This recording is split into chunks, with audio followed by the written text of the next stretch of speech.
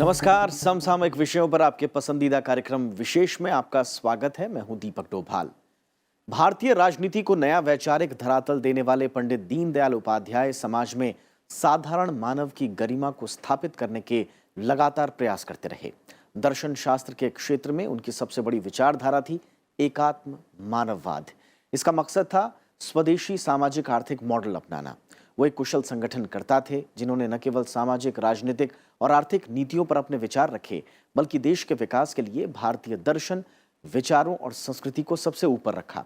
पंडित दीनदयाल उपाध्याय की जयंती के मौके पर आज विशेष में बात होगी पंडित दीनदयाल उपाध्याय के एकात्म मानववाद की, उनके राजनीतिक और आर्थिक विचारों की और उनकी प्रासंगिकता की। तो शुरू करते हैं आज का विशेष।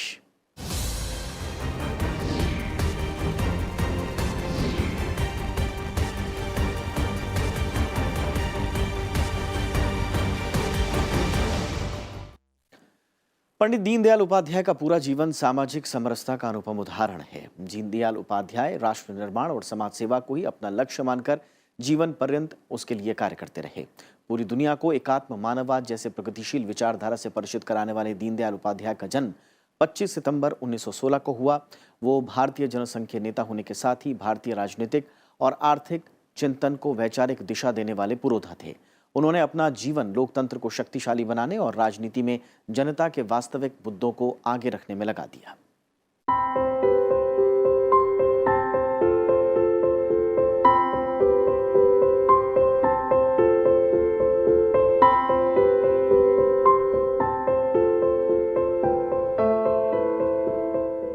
दुनिया को एकात्म मानववाद के वैज्ञानिक विवेचना से परिचित कराने वाले पंडित दीनदयाल उपाध्याय एक गंभीर दार्शनिक और गहन चिंतक थे। इसके साथ ही वे ऐसे समर्पित संगठनकर्ता और नेता थे जिन्होंने सार्वजनिक जीवन में व्यक्तिगत शुचिता और गरिमा के उच्चतम आयाम स्थापित किए। पंडित दीनदयाल उपाध्याय का जन्म 25 सितंबर 1916 वर्तमान उत्तर प्रदेश की पवित्र ब्रजभूमि मथुरा के नंगला चंद्रभान नामक गांव में हुआ था। उनके पिता का नाम भगवती प्रसाद उपाध्याय और मां का नाम राम प्यारी था। जब वे मात्र 2.5 साल के थे तो उनके पिता का स्वर्गवास हो गया। 1924 में उनकी मां का भी निधन हो गया। इसके बाद उनका पालन पोषण उनके नाना के यहाँ होने लगा। नाना के गुजर जाने के बाद उनके मामा ने इनका पालन पोषण किया। छोटी सी उम्र में ही दीनदयाल उपाध्याय के ऊपर खुद की देखभाल के साथ साथ अपने छोटे भाई को संभालने की जिम्मेदारी आ गई। हालांकि 1934 में दीनदयाल उपाध्याय को एक और गहरा आघात सहना पड़ा जब बीमारी के कारण उनके भाई का निधन हो गया। उन्होंने अपनी हाई स्कूल की शिक्षा वर्तमान राजस्थान के सीकर में हासिल की। दीनदयाल उपाध्याय ने इंटरमीडिएट की परीक्षा पिलानी में विशेष योग्यता के साथ उत्तीर्ण की। उन्होंने सनातन धर्म कॉलेज कानपुर से 1939 में ग्रेजुएशन की डिग्री फर्स्ट डिवीजन से हासिल की। अंग्रेजी साहित्य में एमए की पढ़ाई के लिए आगरा के सेंट जॉन्स कॉलेज में दाखिला लिया। हालांकि ममेरी बहन की अचानक तबीयत बिगड़ने के कारण उन्हें एमए की पढ़ाई अधूरी छोड़नी पड़ी।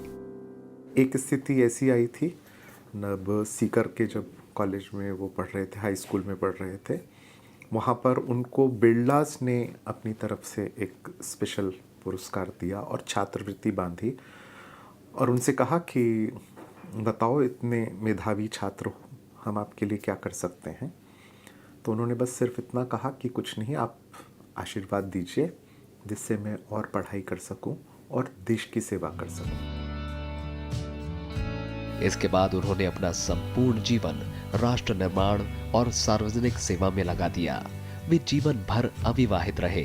कानपुर में स्नातक करने के दौरान अपने मित्र बलवंत महाशब्दे की प्रेरणा से 1937 में वो राष्ट्रीय स्वयंसेवक संघ में सम्मिलित हो गए। आगरा में राष्ट्रीय स्वयंसेवक संघ की सेवा के दौरान उनका परिचय नानाजी देशमुख और भाऊ जुगड़े से हुआ। कानपुर में ही भावराव देवरस जी, जो उस समय संघ के वरिष्ठ अधिकारी थे, वे उनको संघ में निकट लाए। शाखा जाना शुरू हुआ और लगभग 40 के समय वे संघ में उनका प्रवेश हुआ। उनका तृतीय वर्ष नागपुर में हुआ और उसके बाद उनकी जो एक विद्या के क्षेत्र में अग्रणी स्थिति थी, तो वे पांचजन्य और राष्ट्रधर्म जब लखनऊ में प्रारंभ हुआ तो उसके सूत्रधार पंडित जी ही बने। सरकारी नौकरी में चुने जाने के बावजूद उन्होंने राष्ट्र और समाज सेवा को ही चुना। 1942 में प्रयाग से बीटी का कोर्स पूरा करने के बाद दीनदयाल उपाध्याय ने संघ शिक्षा वर्ग का द्वितीय वर्ष पूरा किया और संघ के पूर्णकालिक प्रचारक होकर उत्तर प्रदेश के लखीमपुर जिले में आ गए। अपनी कर्मठता के कारण 3 वर्ष के अल्पकाल में ही 1945 में उत्तर प्रदेश प्रांत के सह प्रांत प्रचारक बन गए। दीनदयाल उपाध्याय ने आरएसएस के माध्यम से देश सेवा को अपने जीवन का लक्ष्य बना लिया। 1950 में श्यामा प्रसाद मुखर्जी ने प्रधानमंत्री जवाहरलाल नेहरू के कैबिनेट से इस्तीफा दे दिया और देश में राष्ट्रवाद की अलग जगाने के लिए आंदोलन शुरू किया। इस घटनाक्रम में दीनदयाल उपाध्याय ने अत्यंत महत्वपूर्ण भूमिका निभाई। 21 सितंबर 1951 को उन्होंने उत्तर प्रदेश के लखनऊ में एक राजनीतिक सम्मेलन का सफल आयोजन किया। इसी सम्मेलन में देश में एक नए राजनीतिक दल भारतीय जनसंघ की राज्य इकाई की स्थापना हुई। इसके एक महीने बाद 21 अक्टूबर 1951 को श्यामा प्रसाद मुखर्जी ने दिल्ली में भारतीय जनसंघ के प्रथम अखिल भारतीय सम्मेलन की अध्यक्षता की। इसी के साथ भारतीय जनसंघ की स्थापना हुई। जनसंघ की स्थापना के साथ ही दीनदयाल उपाध्याय का जीवन 2 भागों में समर्पित हो गया, एक राष्ट्रीय स्वयंसेवक संघ और दूसरा जनसंघ। भारतीय जनसंघ को देश की राजनीति में स्थापित करने में दीनदयाल उपाध्याय का नाम अग्रणी नेताओं में गिना जाता है। 1952 में उन्हें जनसंघ का महामंत्री नियुक्त किया गया। 1952 से 1967 तक लगातार वे जनसंघ के नीति निर्धारक और पथ प्रदर्शक की भूमिका निभाते रहे। इस दौरान वे पार्टी की नीति, रीति, संगठन, चुनाव, आंदोलन सबका संचालन करते रहे। दीनदयाल उपाध्याय में संगठन का अद्भुत कौशल था। दिसंबर 1967 में जनसंघ का अखिल भारतीय अधिवेशन कालीकाट में हुआ। इसमें दीनदयाल उपाध्याय को भारतीय जनसंघ का राष्ट्रीय अध्यक्ष नियुक्त किया गया। जनसंघ और उस समय की जो राजनीतिक परिस्थितियां थी उनके बीच में भी एक बहुत अच्छा था तालमेल बैठाया। और वो अकेले एक इस किस्म के आप कह सकते हैं कि जनरल सेक्रेटरी या सर्वे सर्वा ही थे उस समय जनसंघ के, जो और जनसंघ के ही नहीं किसी पॉलिटिकल पार्टी के अगर हम देखें, जिन्होंने उसको एक आइडियोलॉजिकल स्ट्रेंथ दी, उसके पीछे विचारधारा। तो विचारधारा उन्होंने धीरे धीरे एक इवॉल्व करी, जो विचारधारा को बाद में हम लोगों ने इंटीग्रल ह्यूमनिज्म, एकात्म मानव दर्शन के नाम से जाना। पंडित दीनदयाल उपाध्याय राजनीति में हमेशा से शुचिता के समर्थक थे। वे खुद कभी चुनावी अखाड़े में नहीं उतरना चाहते थे, लेकिन 1963 में हालात कुछ ऐसे बने कि उन्होंने जीवन में पहली और आखिरी बार चुनाव लड़ा। तीसरी लोकसभा चुनाव हुए अभी साल भर ही बीते थे कि 1963 में जौनपुर संसदीय सीट जनसंघ के सदस्य ब्रह्मजीत सिंह के निधन के कारण खाली हो गया। कार्यकर्ता के दबाव और खासकर भाऊराव देवरस के आग्रह पर दीनदयाल उपाध्याय 1963 में जौनपुर लोकसभा से उपचुनाव लड़ने को तैयार हो गए। वे राजनीति में अवसरवाद और सिद्धांतहीनता के हमेशा खिलाफ रहे। यही वजह थी कि उन्होंने उपचुनाव में जातिगत समीकरणों के आधार पर प्रचार से इनकार कर दिया। कांग्रेस के प्रत्याशी राजदेव सिंह ने इस सीट पर जीत के लिए हर चुनावी हथकंडे अपनाए। दीनदयाल उपाध्याय हार भी गए, लेकिन उन्होंने राजनीति के उच्च आदर्शों से कभी समझौता नहीं किया। देश के राजनीतिक इतिहास में 11 फरवरी 1968 का दिन एक बेहद दुखद और काला दिन है। दीनदयाल उपाध्याय लखनऊ से पटना जा रहे थे। इस दौरान 11 फरवरी को उनका शव रहस्यमय तरीके से मुगलसराय रेलवे स्टेशन के यार्ड में मिला। उनके निधन की खबर फैलते ही सारे देश में शोक की लहर दौड़ गई। जो भी स्टेशन मास्टर थे उनका भी देहांत हो गया। तो वास्तव में स्टेशन पर उनका जीवन प्रारंभ हुआ और मुगल सराय स्टेशन, जो अब पंडित दीनदयाल उपाध्याय नगर के नाम से जिसका नामकरण किया गया है, वहीं पे उनका अंत हुआ, दुर्भाग्यपूर्ण और रहस्यमय परिस्थिति में। पंडित दीनदयाल उपाध्याय भारतीय जनता पार्टी की स्थापना के समय से ही इस पार्टी के लिए वैचारिक मार्गदर्शक और नैतिक प्रेरणा स्रोत रहे हैं। दीनदयाल उपाध्याय ने एकात्म मानववाद जैसे प्रगतिशील विचारधारा से दुनिया का परिचय कराया। उनका दर्शन पूंजीवाद और साम्यवाद दोनों की सशक्त समालोचना है। उनका राजनीतिक दर्शन मानव मात्र की आवश्यकताओं के अनुरूप जीवन दर्शन है। अनु दीवान के साथ bureau report, Rajya Sabha TV. Pandit Deendayal Upadhyay उस परंपरा के वाहक थे जो भारत नवनिर्माण की बजाय भारत के पुनर्निर्माण की बात करती है। उनकी विचारधारा का मुख्य पहलू था उनका दिया एकात्म मानववाद का दर्शन। आइए जानने की कोशिश करते हैं, क्या है एकात्म मानववाद।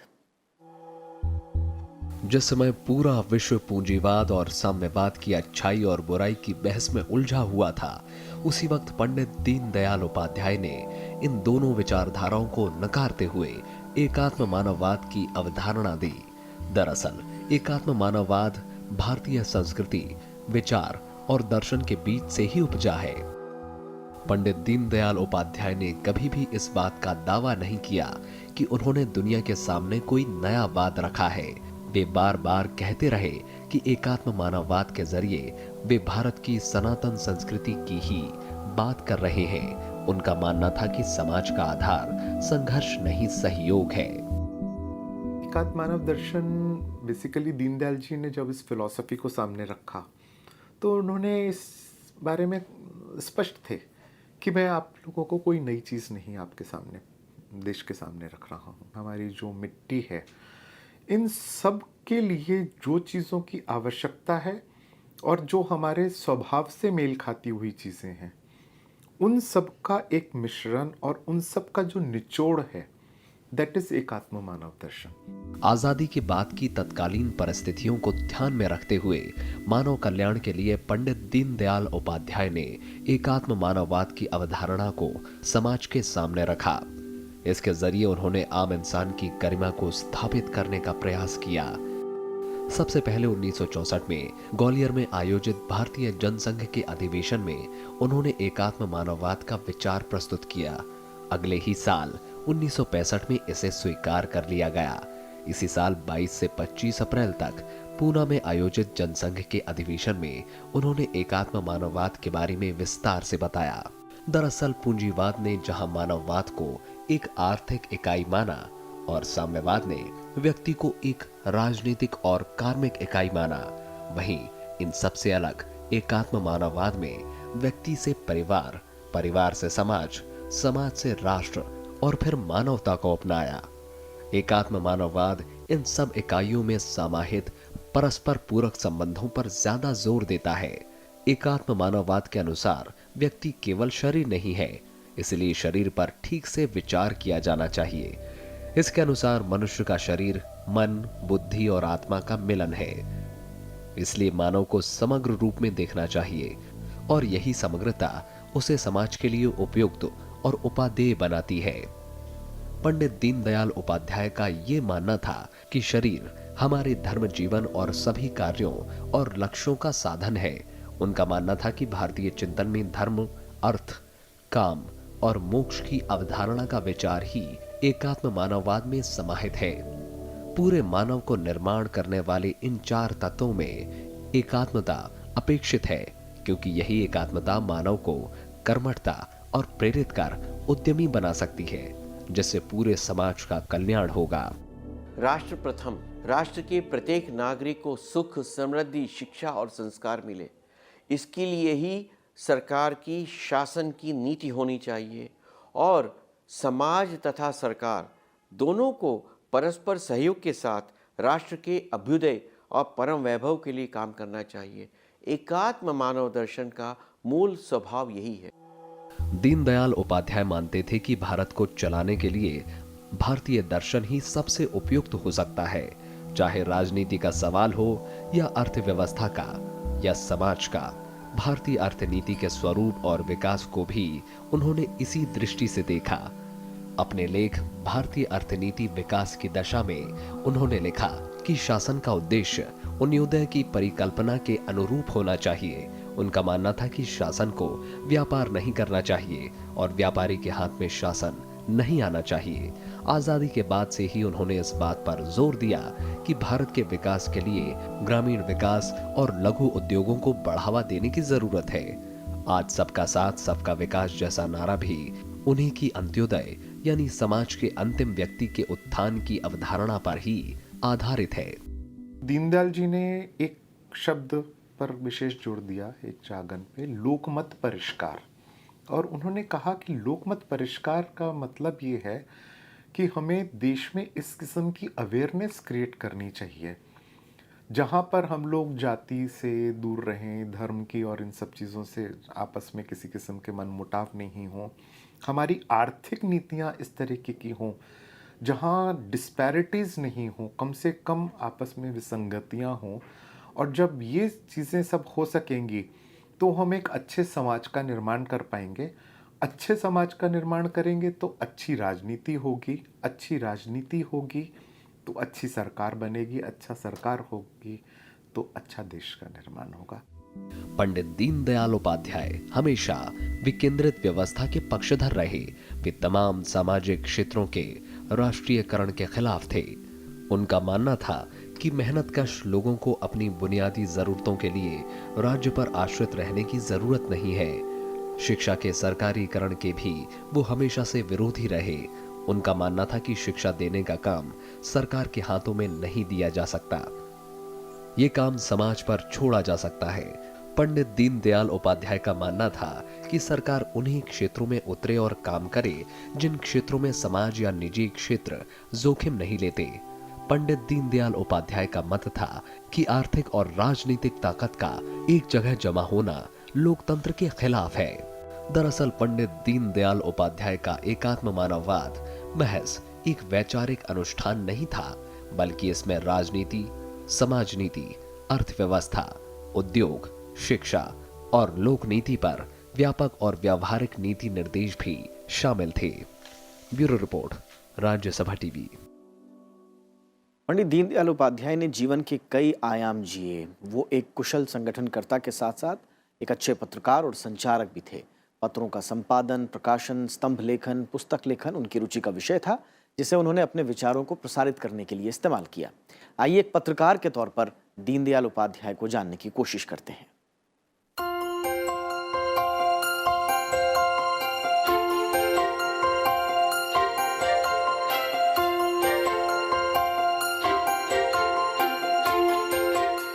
पंडित दीनदयाल उपाध्याय का व्यक्तित्व बहुआयामी था।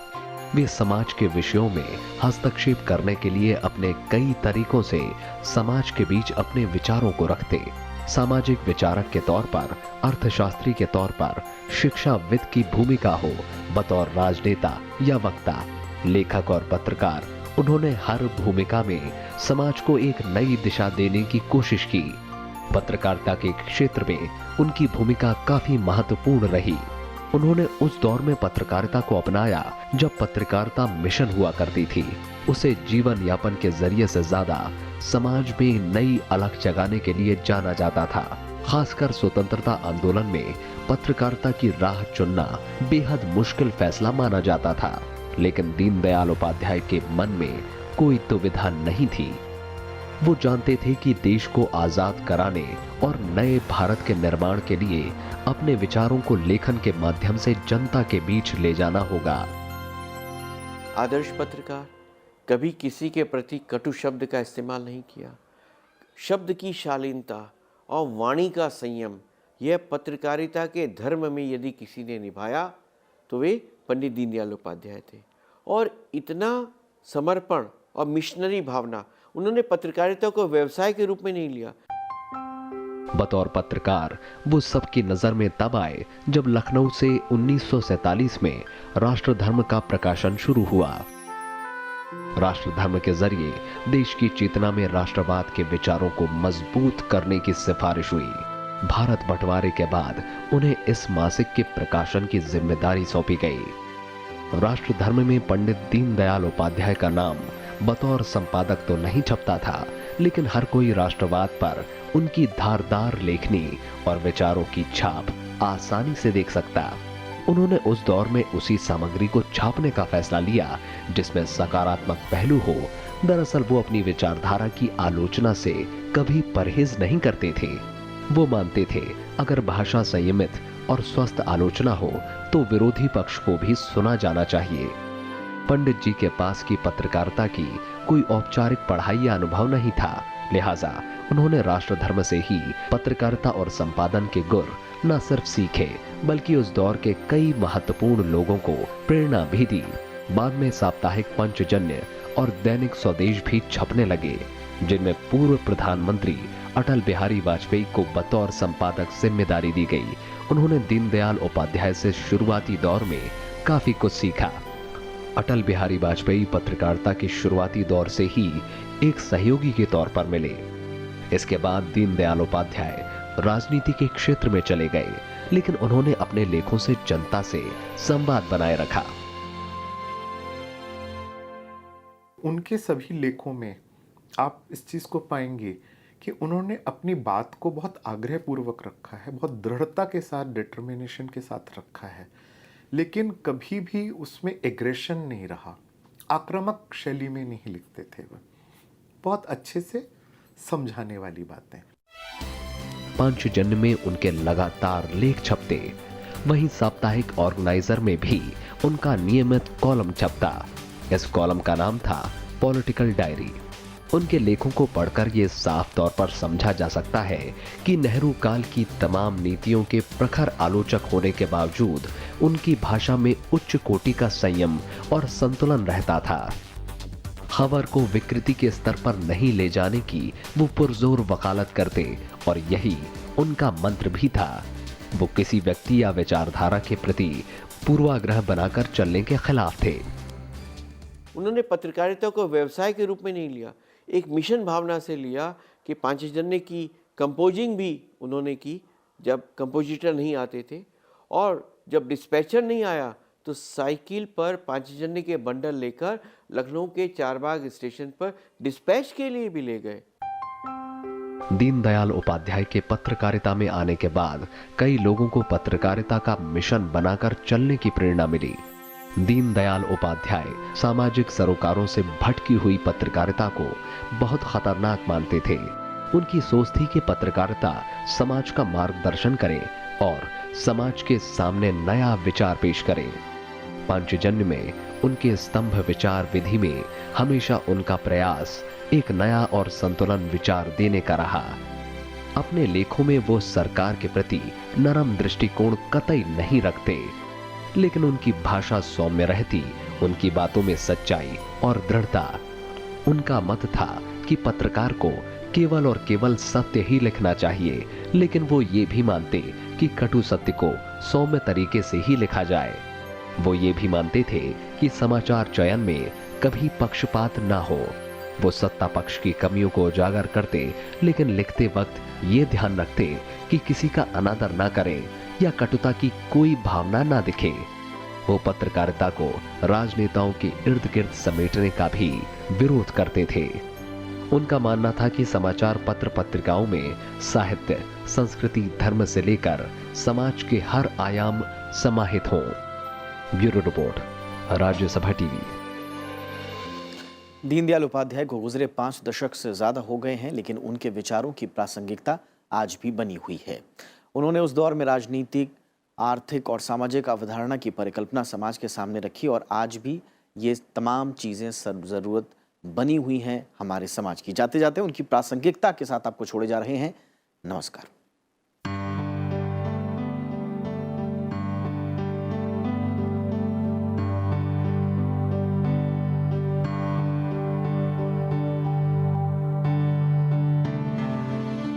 भारत को आज़ाद हुए 7 दशक से ज़्यादा हो गए हैं। दीनदयाल उपाध्याय ने आज़ादी के वक्त और उसके तुरंत बाद जिस दौर में पत्रकारिता, साहित्य और राजनीति के जरिए समाज के जिस ताने बाने को सामने रखा, वो आज भी प्रासंगिक है। दीनदयाल उपाध्याय ने पूंजीवाद और साम्यवाद दोनों विचारों के विकल्प के रूप में एकात्म मानववाद का दर्शन रखा था। उनके इस दर्शन में पूंजीवाद और समाजवाद के बीच की एक ऐसी राह का पक्ष है जिसमें दोनों प्रणालियों के गुण तो मौजूद हों, लेकिन उनके अतिरेक और अलगाव जैसी बातें न हों। जानकार भारतीय समाज की संरचना को देखते हुए दीनदयाल उपाध्याय के इस सिद्धांत को आज के समाज में व्यवहारिक मानते हैं।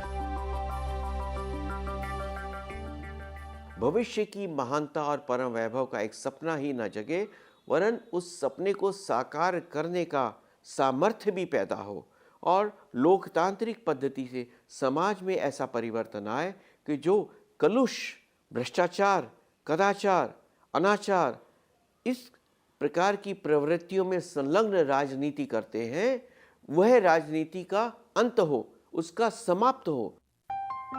पत्रकारिता के अपने काल में दीनदयाल उपाध्याय ने भाषा के जिस संयम पर जोर दिया, उसकी सबसे ज्यादा जरूरत आज के दौर में महसूस होती है। दीनदयाल उपाध्याय ने सत्ता के विरोध का रास्ता कभी नहीं छोड़ा, लेकिन उनके विरोधी भी इस बात को महसूस करते थे कि जिस संतुलन और सौम्यता से दीनदयाल उपाध्याय आलोचना करते थे, वो उच्च कोटि की होने के साथ साथ आत्मचिंतन करने को भी बाध्य करती थी। अपने साहित्य के जरिए उन्होंने भारत के गौरवशाली इतिहास को भी दुनिया के सामने रखा। दरअसल उनकी सोच थी कि साहित्य के जरिए राष्ट्रीय सरोकारों को महत्व दिया जाए। 1946 में उन्होंने सम्राट चंद्रगुप्त के जीवन पर आधारित किताब सम्राट चंद्रगुप्त लिखी। एक ही रात में लिखी गई यह किताब इतनी लोकप्रिय हुई कि इसका कई भाषाओं में अनुवाद हुआ। इसी तरह आदि गुरु शंकराचार्य की जीवनी भी उन्होंने रेल यात्रा के दौरान बेहद कम समय में लिख डाली। देश की नीतियों और अर्थ जगत पर भी उनकी गहरी नजर थी। वो चाहते थे कि सत्ता पक्ष की हर नीति की मंजिल देश की अंतिम पंक्ति में खड़ा नागरिक हो। अंत्योदय की ये सोच आज भी देश के नीति नियंताओं के लिए प्रेरणादायी और प्रासंगिक है। उन्होंने द टू प्लान्स पुस्तक के जरिए विदेशों से आयातित अर्थनीति का जमकर विरोध किया तो भारतीय अर्थनीति दशा और दिशा की रचना कर भारत के अनुकूल अर्थनीति का स्वरूप पेश किया। उन्होंने बहुत ही सीरियस किस्म की एक किताब लिखी, वो थी द टू प्लान्स, जो फर्स्ट प्लान और सेकंड प्लान का उनका क्रिटिक लिखा। और जो उनका क्रिटिक लिखा उन्होंने, वो क्रिटिक इतना अच्छा था कि उस समय के जो योजना आयोग के उपाध्यक्ष थे श्रीमन नारायण, उन्होंने एक पत्र लिखा सभी अधिकारियों को, प्लानिंग कमीशन के अधिकारियों को और मेंबर्स को, कि ऐसा क्रिटिक मैंने कभी नहीं देखा है। चाहे वो विपक्षी दल के थे, वो कांग्रेस के एक बहुत बड़े सदस्य थे, लेकिन उन्होंने कहा कि मैंने ऐसा क्रिटिक नहीं देखा है और आपको अपनी योजनाओं के बारे में इस एनालिसिस को अवश्य पढ़ना चाहिए। इसी तरह राजनीति हो, साहित्य हो, अर्थव्यवस्था हो या मानव कल्याण की बात, दीनदयाल उपाध्याय ने हर विषय पर अपने विचार रखे और उनके आधार पर भविष्य का जो खाका पेश किया वो आज भी अहमियत रखता है। अनु दीवान के साथ ब्यूरो रिपोर्ट, राज्यसभा टीवी।